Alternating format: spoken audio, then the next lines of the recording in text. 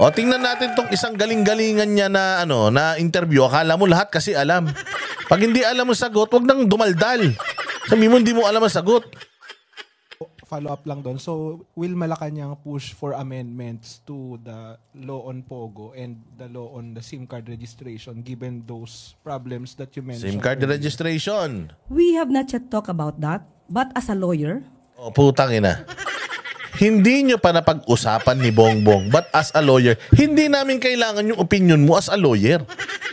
Kailangan namin ano ang opinion ni Bongbong dito.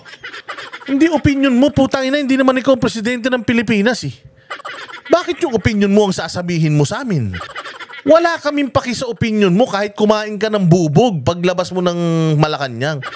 Kahit na anong gawin mong kahayupan sa sarili mo, wala kaming paki kahit na saksakin mo ng pako yung mata mo. Wala kaming pakialam mo kaya suminghot ka ng ng panis na utot. Wala kaming paki, lalong-lalo na sa opinion mo. May tanong sa'yo, ano ang posisyon ng presidente, hindi nyo pa napag-uusapan, it should have ended there. Wala pa kami napag-usapan tungkol dyan. I will write it down and I'll ask the president and I will tell you. And I will tell you kung ano yung napag-usapan namin. Thank you. Next question. Plain and simple, hindi yung, but as a lawyer, putang ina mo. Pakialam namin kung abogado ka. Hindi namin kailangan ng opinion mo as abogado dahil di naman namin inilalapit yung sarili namin sa yung problema namin sa iyo. Meron tanong, hindi mo kayang sagutin, ganun lang yun. Hindi ka magkambida-bida ka na lahat na lang as a lawyer, gago. Ano yun? So lahat ng sasabihin mo dyan, opinion mo lang sarili yun. Eh di nagsayang lang kayo ng oras kasi kaya ka nga nandiyan dyan, ikaw ang magmimistulang alter ego ng presidente natin. Pag may tinatanong sila tungkol sa presidente, kung alam mo yung sagot, dahil yun talaga yung sagot ng presidente, then you speak it out. You spit it out. Pero kung hindi mo alam, then hindi mo alam, tapos. kailangan po talaga na magkaroon ng amyenda, especially doon sa SIM card registration. Kailangan po na ang pag-register dito, katulad po kapag kayo kumukuha ng driver's Tinan mo kung gaano kagago tinan mo. license. Personal po kayong pumupunta. Kahit pag pumunta po kayo, So pag nag-SIM card registration daw tayo, personal tayong pupunta. Putang ina tanga, di ba? Palalabasin mo yung mga tao dahil lang dyan sa putang ina SIM card registration nyo na hindi naman successful. Pinalabas nyo nga lahat ng tao Noong nagkaroon ng national ID, putang ina hanggang ngayon hindi nyo pa nadideliver yung national ID. Tapos ngayon naman SIM card registration lalabas. So yung lola ko na hindi na makalakad, kailangan pa magpunta para dyan sa SIM card registration.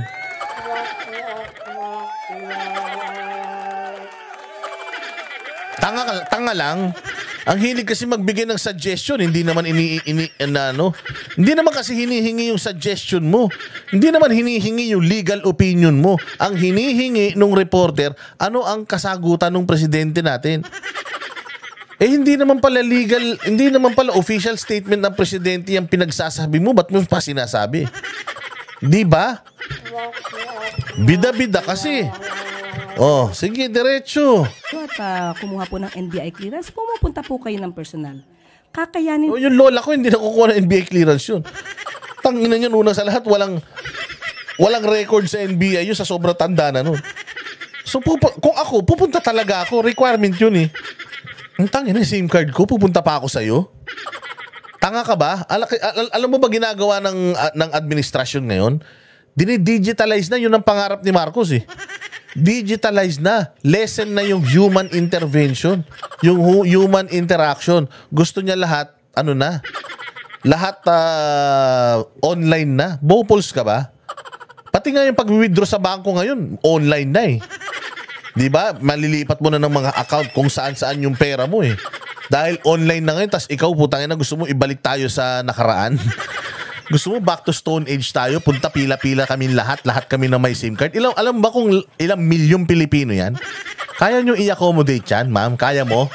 po natin ito, marehistro ng tama ang mga SIM cards natin para maiwasan po yung mga ganitong klaseng scams na kahit na lang sino, bumibili na lang ng SIM card, may bayad, bumibili sa iba, binebenta ang kanilang identity. Mahihirapan po tayong sugpuin ng krimen kapag po ganun na nangyari. So it's accurate to Ang ino, ayan o, anong sabi nito? Tingnan mo sasabihin nito Bopols kasi, tingnan mo sagot. say that Malacanang is open to amendments to both the laws on SIM card registration and POGOs. Kung yan po ang makakabuti sa interes ng taong bayan, gagawin po natin at kami po ay magiging tulay din po para po ito ay masiayos. Masawata.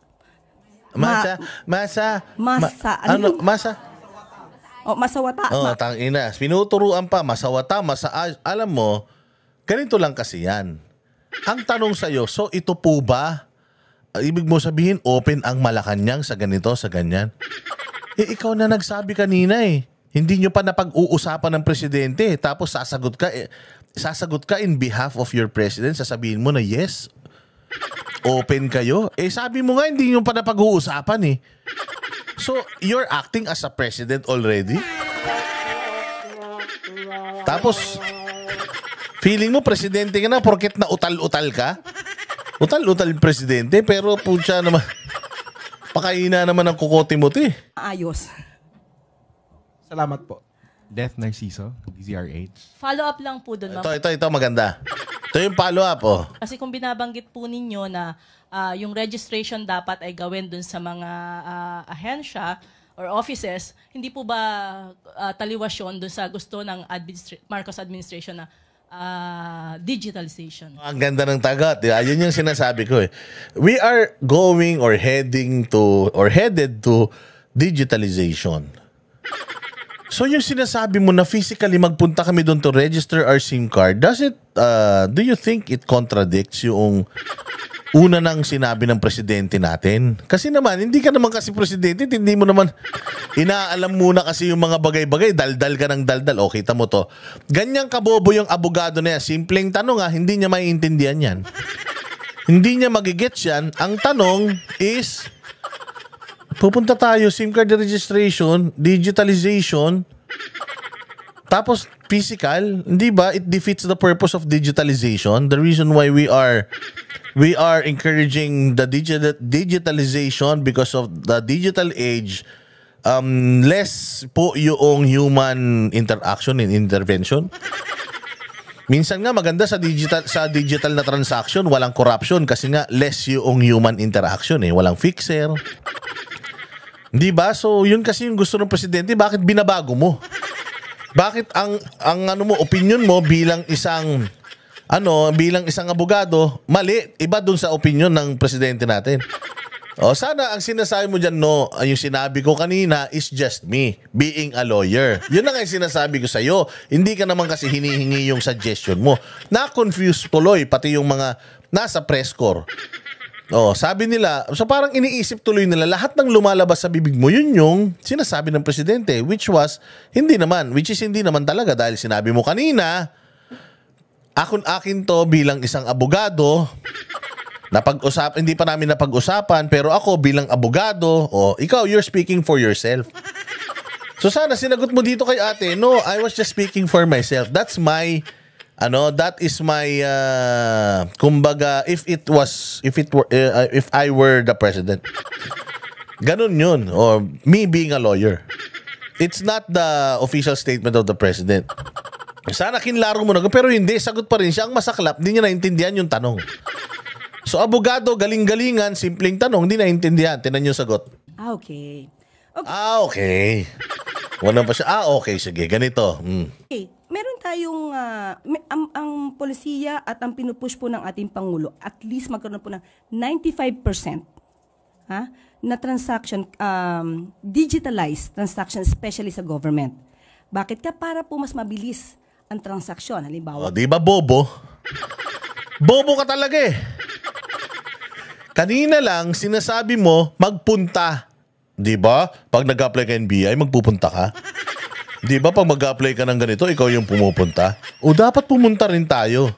Ngayon, yung tinanong ni ate, sabi niya, kailangan 95% digitalization kasi mas accurate. Mas accurate pala yun. Ba't pinapupunta mo pa yung tao para ng SIM card?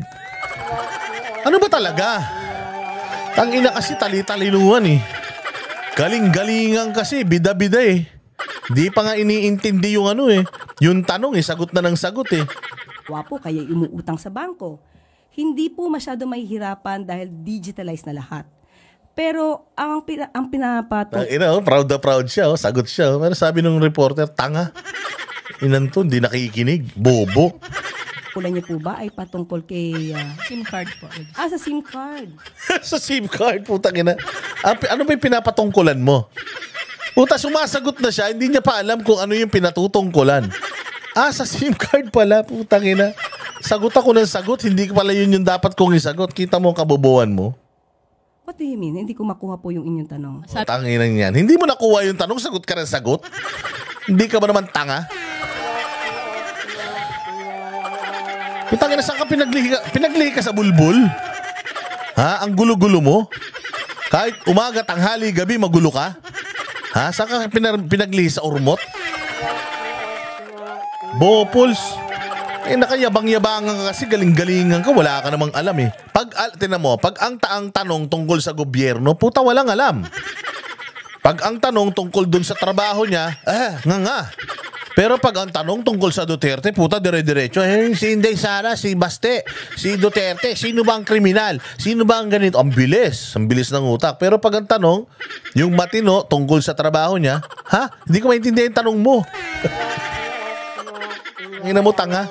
Sabi pa niya nung nakaraan, ang daming binenta nung na yung binentang mga gold bars, bla bla bla.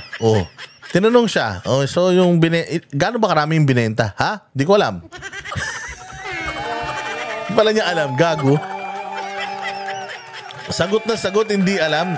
So ngayon, pinahiya siya dito nung isang reporter. Sabi nung reporter, putang ina ka. Salita ka ng salita, hindi ka naman marunong Sabi niyo po kasi yung SIM card registration on. Kailangan pang ipaliwanag sa iyo ulit. Ikaw yung salita ng salita. Tapos ngayon, sila na nakikinig sa iyo, sila pa yung pag-e-explainin mo kung ano yung narinig nila sa iyo. Saan ka naman makakita ng ganyang PCO, undersecretary? Pinapaalala pa nung mga press corps sa iyo kung ano yung huli mong sinabi, nakalimutan mo kagad. Ano ka, isda? Pinagli ka sa tulingan? Online. So, dapat. Okay. That will be a different issue. Different issue na? Gago. Tanga. Sabihin mo, personal opinion mo yon. It is not the official opinion of the Malacanang. That's my personal opinion. Well, I think the opinion of Malacanang is more powerful than my opinion. But what I've said earlier was my opinion.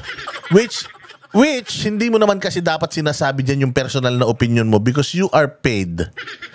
Binabayaran ka ng taong bayan para magsalita ng kung ano yung sasabihin ng presidente, yun yung lumalabas sa bibig mo. Hindi kasi yan vlog. Dapat paigtingin natin yung tamang pagrehistro. Kasi po pag ito naman ay ginawa... Sabi mo kanina pumunta eh. Sabi mo kanina physical na pumunta eh. Tapos sinasabi mo naman kanina mas efficient kapag online na lang. Puta, ano ba talaga, Claire? Ang gulo-gulo mo eh. May para kang presidente mo eh. Tangina, para kang yung Clay. Kung ano yung ihulma sa ulo nyo, puta, yun na yun. Nating online, mangyayari po ulit. Itong nangyari na maling pagrerehistro kahit sino na lamang po ay nagrerehistro. So, ibig sabihin, hindi accurate. Sinasabi mo kanina, mas accurate yung online, tas ngayon, hindi accurate yung... Ano ba talaga? Accurate? Hindi accurate? Ano ba talaga, Claire? Putangin ang gulo-gulo mo. Kasi sinasabi ko sa'yo, aralin mo yung trabaho mo. Hindi yung putangin na, puros ka lang umakyat ka dyan sa stage. Ang dala-dala mo lang, puros yung pagiging anti-Duterte mo. Tandaan mo, meron kayong Pilipinas na pinatatakbo. Huwag niyong paikutin yung mundo niyo sa mga Duterte lang. Solve nyo yung mga problema ng Pilipino. Hindi yung kung ano-anong puro ka Duterte. Maraming binibiling SIM cards at ibinebenta sa mga sindikato. Yun po ang dapat nating ayusin. So dapat po talaga kung magre-rehistro ng SIM card, dapat personal. So personal yung SIM card. Pero 95% ng gusto ni Bongbong digital. So magkaiba sila. Magkaiba sila ng isip. So kinukontra niya yung mismong presidente niya. At para sa kanya, siya yung tama dahil siya yung nagsasalita. Putang ina, ang lupit ng topak. Ay, nako, ewan ko sa inyo. Diyos ko po. Again, maraming salamat sa inyong panonood. Sana na-entertain kayo dito sa malupitang balita na ito. O syempre, wala masyadong balita. Tahimik pa ang mundo ng politika ngayon dahil lahat ay busy sa kanilang pangangampanya. Kaya yung mga ganitong kabulastugan, kabubuhan ng mga pinapasweldo ng taong bayan, ito muna ang ating tatambayan. Hanggang sa muli, maraming salamat po sa inyong pagtangkilik. Oy, salamat sa mga nagpapasuper thanks dyan, ha.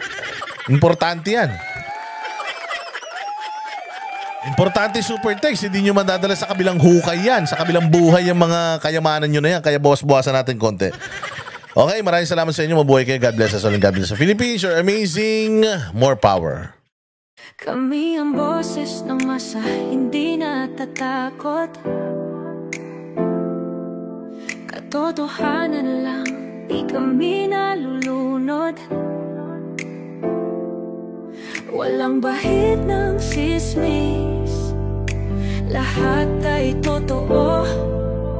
Kahit sino ka pa, pag mali ka babanatan ka.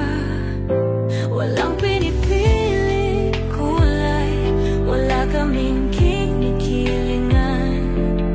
Basta para sa bayan, kami lalaban. Pagdama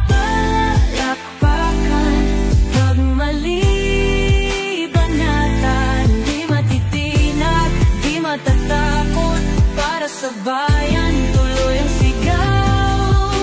Sa harap ng kamera, walang halong takot. Mga baluktot, lahat kayo'y tutumba. Ang hustisya at totoo, yun lang ang mahalaga. Kahit